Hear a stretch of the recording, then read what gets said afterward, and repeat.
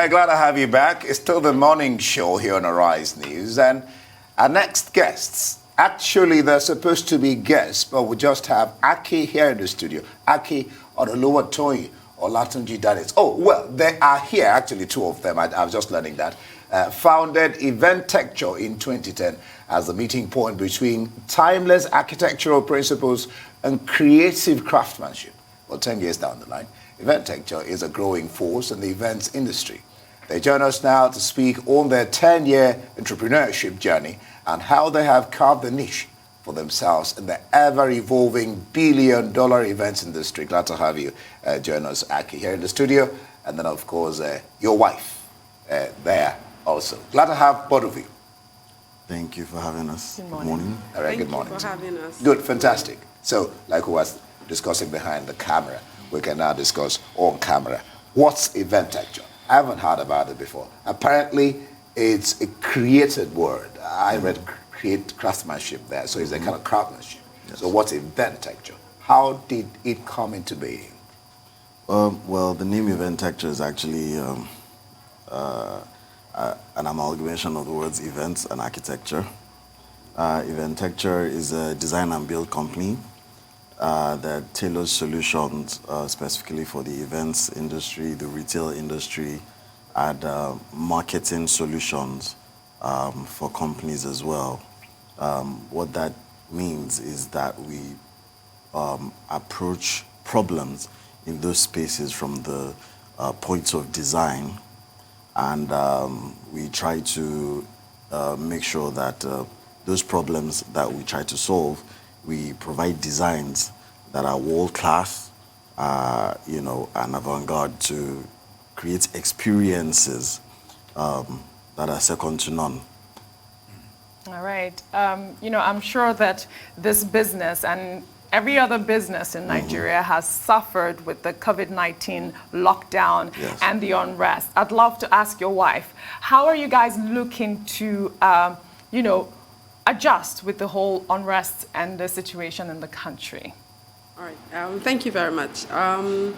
When we noticed that, when we found out that COVID had come into Nigeria, we had to immediately lock down our office facility.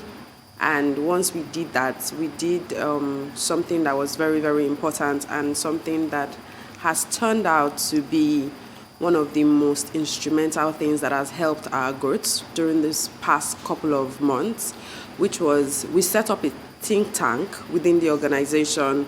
And we got on board all our stakeholders, our team members, and we would sit down and do major introspection. What are we doing right? What do we need to do better? How can we go with the flow of this storm without being consumed by the storm? And this helped us to look at our strengths, look at our weaknesses, and build on our strengths and fizzle out our weaknesses. And this has helped us to pivot. We have a couple of things that we're about to showcase to the world that came about as a result of the things that we built on during the lockdown time. We started doing stuff like animations. We started doing stuff like projection mapping. We started doing stuff like making production and manufacturing of wallpapers, custom wallpapers, which is another company in itself. We started doing a lot of things, and COVID to us, in as much as it was painful, because we as human beings were resistant to change, but COVID was painful because we had a lot of things planned for the year, our 10th anniversary, a lot of stuff. But COVID has turned out to be one of our greatest blessings because it helped us to catch ourselves. Like, it seemed like the world was going, everything was going at this crazy rate, and we just stopped and gathered momentum, and we're looking at surging even faster and even at a greater frequency than we have been known to do in the time past. Yeah, in every opportunity, in every problem, They said there's an opportunity. That's what she was referring to there. And like she said, I use a phrase, flow with the storm. All right, so that brings me to this question. 10 years on, what has been your most challenging periods? Are they still there? And have you overcome all? And how did you wade through the storm, like she said, of these challenges? Well, like you alluded to earlier, this year has been really, really tough and challenging, specifically in regards to the events industry because it was a total shutdown. Correct. While people were still wondering whether they were going to wind down or all that, right from the beginning of March, we had canceled projects, everything. It was really, really tough. But we're thankful that building up till this year, we had put a lot of processes in place. We had worked to consolidate on our growth in the years leading up to this. So it sort of strengthened us and put us in a position where we could survive this storm. But going back to look at challenges we've had previously, Nigeria is a tough operating environment. You know, every business in Nigeria will tell you that because you definitely have to do everything for yourself. There's no laid down templates that make anything easy. So we've had to really, you know, pull ourselves by the bootstraps all the while. Another big challenge for us is quite industry specific. Typically what we do, every brief is bespoke. Every project is totally different from the last one. So the question is, how do you put standard processes in place when you have to do something different all the time? Right. So that was a bit of a tough call for us. But we looked inwards, and we have to say we have an amazing team, and they've really bought the vision, Right. and it's made things a bit easier. So how yes. did you guys stay afloat during this lockdown period? Well, we like Toyin mentioned, we had to shut down our physical office space. But you know, everybody was supposedly working from home. So what were you guys doing differently? What were you doing during this whole? Also, like she mentioned, Yes. we basically went back to strategy.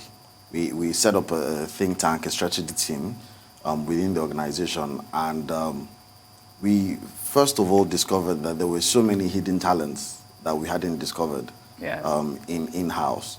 And we put them to task, really, and took a back seat. You know, there's the temptation when you own a business or run a business to always be at the forefront and do things by yourself. So this time you delegated startup. So we took that conscious decision to say, you know what, let's see what these guys can come up with. And the results were outstanding. It was amazing. They came up with so many brilliant ideas. And were you able to generate money? Yes, funny enough. Well, a bit of this and that. So we had to pivot some of our processes and our operations. So yes, we have been able to, but it's more. It's been more of setting new foundations to shoot forward. So we're really, really looking forward to the next year and the years to come. Yes. Before we make it not inclusive, who's going to have Oluwatoyin here? Yes. We're not leaving you out. Oluwatoyin, Yes, sir. tell us the meeting point between Eventecture and interior decor, retail and marketing, TV productions, and the corporate world. What's the meeting point? Okay, so we love to party, we love to have an amazing shindig. And Akin's an architect, and we realize that most times what we desire at every event, people always have to say, oh, they want to bring it in. There has to be importation of this and that. And we're like, we can't do this. and we have what it takes. If it take a little more effort, it will take a little more like staying in the grind. You need to do this, you need to do that. And excellence actually is a habit, is in the work that you do. Initially, we started out with the event industry. However, we somewhat like morphed into other industries, like retail, point of sale. Basically, what has really helped us is the fact that our clients think that we can do anything. Wow. And we love a good challenge. So when they come and say, can you do this? We are like, yes, we can do it. Then we go to work and do our research, find out how we can do it, things we need, people that we need. We've had people come to us from multinationals. We've had people come to us from within and outside Nigeria. And we just, over time, we just say, you know what, we need to keep learning. And this is what has helped us to stand still. You can't stop learning. Yeah. I saw you admiring your wife. Interesting. It's quite interesting. Now let me ask both of you this question, or maybe you, Akin. Who plays what role? Because if we don't get these roles defined, I mean, between you and her, who is the ED, who is the chairman? If you don't get these roles defined, there might be conflict, there might be, so who Clash plays... of opinions. Yeah, who plays what role? Is it Olatunji that is the MD and you, or you that, who plays what role? So officially on paper, like you said, these have to be defined. So officially I'm the managing director, she's the executive director. But really what our roles typify, we play to our strengths. And our strengths really are typically, she will be the one in the studio alone, not me. I'm not the client-facing person. I'm more of the technical behind-the-scenes person. She, on the other hand, does amazing, client-facing, public relations, and all that. So that's how we've been able to really, but we, in terms of the daily operational, management, we, both, we sit down and we make decisions together. Yes, so that's sort of how we've been able to, keep things going between us. That's quite interesting. 10 years in this industry must not have been an easy task for both of you to, remain on top. What would you say the secret to your success would be? Ms. Toyin. It's been really tough. Like, it's been challenging. But you know what they say about tough people. Yes. Especially being in business with your spouse. Like, the lines can get blurry. Being a mom, you have to be careful that one doesn't suffer. So over time, we always remember to go back to the drawing board and ask ourselves the questions. Is this juice what the squeeze? Like, what are we doing? How are we doing it? How can we be better? And we have this nudge to remain excellent while not compromising our integrity. So these are a couple of things that have helped us to keep us on top. Like, we like to give of our best. We go somewhere, we say, this is what we can do. And if it rarely ever happens, but if we do fall short, we are never ashamed to come public and say we're sorry. We are known as the magicians. Like, we can get anything done. Good. Yeah. Is the truth, is the juice what the squeeze? I love that phrase. I love that carnage. But we're going to stop with there. So many things to talk about. Is the juice worth the squeeze? I'll take that one from you, Olatunji. Thank you so much, Olatunji, and thank you so much, Akin Olatunji Daniels, for being in the studio with us this morning. It's now time for a break. We'll be back in a bit. Don't go away.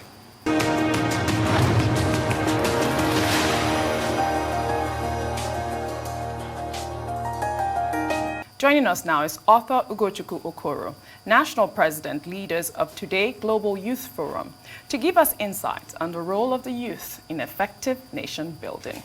Good morning, and thank you for joining us on the morning show today. All right. Well, good morning, and very happy new month to Nigerians. Happy new month. Yep, same to you. Absolutely. Well, it looks like your mission is to bring about good governance and reposition Nigeria to actualize dreams and aspiration of its citizens. I'd love for you to elaborate here. And also, I'd love for you to tell me what you think that the youth of right now should be focusing on in the aftermath of the NSAS protests. Thank you once again. Yes, our mission is to bring about good governance, to reposition Nigeria to actualize the dreams and aspirations of its citizens.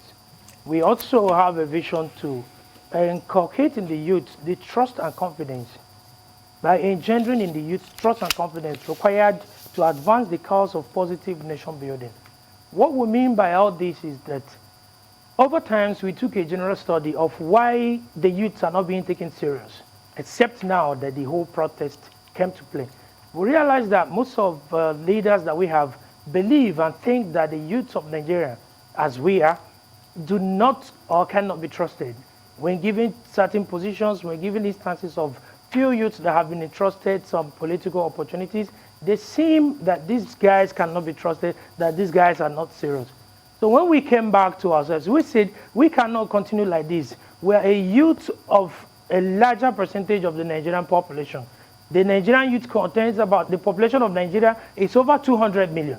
And then the youth has about 72% of this population. Out of this 72%, about 43% are between the age of 0 to 14 years. So over time, we have had this wrong notion. They have not taken this youth seriously in so many. And most of the demands that the youth ask for are either being killed on arrival or they are being jettisoned as if we don't matter. So we want to start by working on ourselves, by putting back this trust and confidence in ourselves, so that the present leaders that we have, we believe that we are actually serious. Another notion of Leaders of Today Global Youth Forum is this, that we want to correct a certain narrative. That is why we came out with the name Leaders of Today Global Youth Forum. Because it is very practical, it is very common that if you buy a dog and keep in your house, and you start calling that dog Bingo, Bingo, or Chihuahua, the dog will begin to answer Bingo from the first day you brought it into the house till the day it completes its lifespan. So immediately we were giving birth and we found ourselves to be Nigerian, which was not our choice to be Nigerians. They told us by the then President Olusegun Obasanjo that in 1978 that youths are leaders of tomorrow. So this thing has haunted us. This language has haunted us so badly that every youth that comes in, we believe that he is the leader of tomorrow. So most of us are in our late 30s now. Most of us are in our early 30s. And like I said, a larger percentage of Nigerian youth population now, between the age of 0 to 14, is 43.6% of thereabout.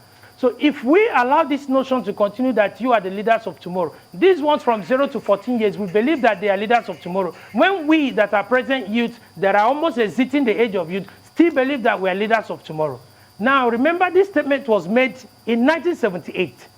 And then the then president just left office a few years ago as president and completed 8 years tenure. He said that we are leaders of tomorrow, 1978, and he just left office. So when is our own tomorrow coming? So that is why we came together and said that this is a scam taken too far. This is a lie told too far, that we must correct it now in ourselves and in our youth to come.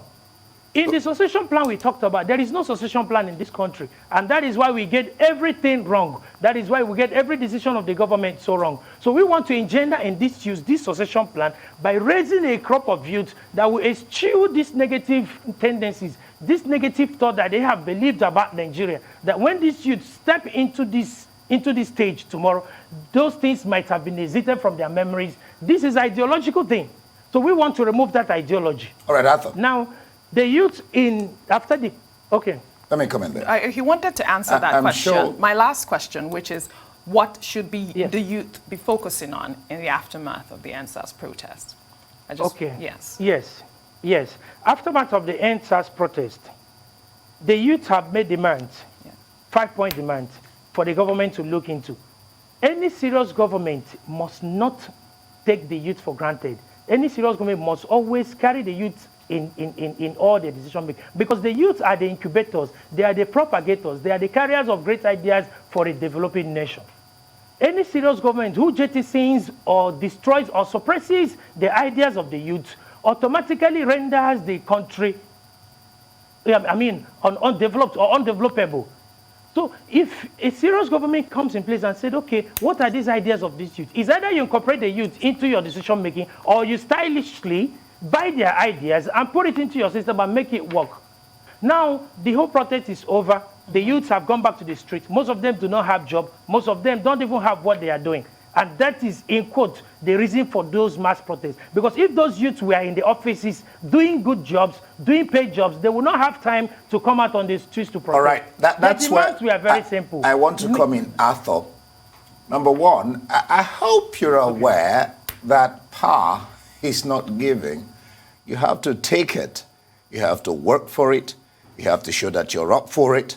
But do you think that the protest could have been better organized, and probably it was stretched a little too far, especially after the government acceded to all the demands of the youths?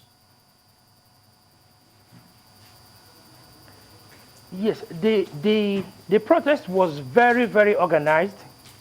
The protest went well. The youths composed and behaved themselves in a very civilized manner. When they finish protest, they go back to the places of the protest where they have stand and packed out and removed all those things. It is the offshoot of the protest that made the system try to destabilize the protest. So the youths make their demands. It is not the first time it is happening. And like we said before, like when the protest started coming up, the youth said, when the IG of police came up and said, we are disbanding SARS, 2 days later, you introduced SWAT. Now, in one of the 5 points agenda of the youth, that they said, release these persons that you have arrested unjustly, who are exercising their constitutional rights of freedom of gathering. When you release the people that you have arrested, now reform the police, reform the security architecture. Before you reform the security architecture, before you form the SARS, do a mental evaluation of the members of this SARS, who you are going to likely incorporate into the SWAT that you have formed. All of a sudden, 2 days later, the IG came up and said, you are forming a SWAT. The youth went back and said, this is like selling a dog to buy a monkey. You still have a squatting object in your house. Who does that?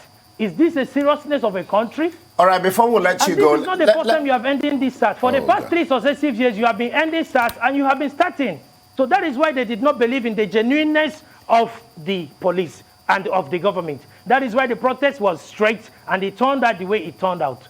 All right, I thought that's the only time we have. I wish I could have gotten the question of having 2 of yours in the panel, which is going to be replicated across all the states. But we'll leave it there. Arthur Ugochukwu Okoro, National President, Leaders of Today Global Forum. Thank you for being on The Morning Show. Thank you.